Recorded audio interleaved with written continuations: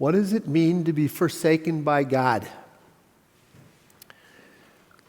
The idea is this, that God turns his back in anger on someone.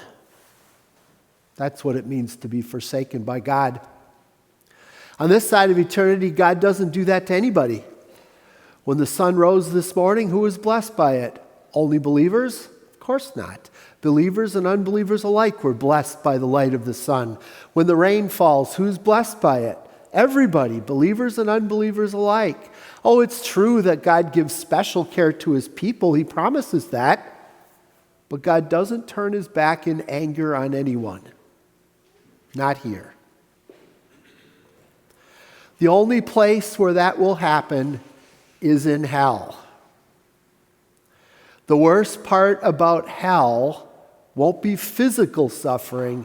It will be the spiritual suffering of knowing that God has turned his back on you in anger, and you were the fool who didn't trust in Jesus, and so you brought this on yourself. In order for Jesus to win full salvation for us, Jesus couldn't merely go through physical death. He also had to go through eternal death, because the wages of sin is death, not just here, but forever.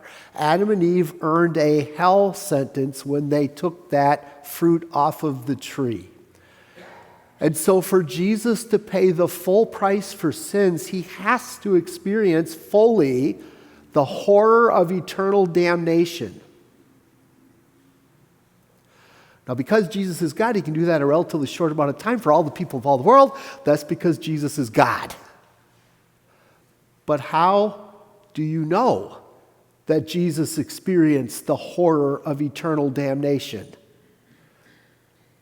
It's because he told you.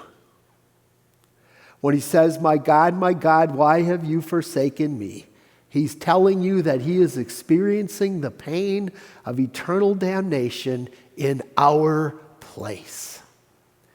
And my brothers and sisters, because the Father turned his back in anger on his Son, God will never turn his back in anger on you and me.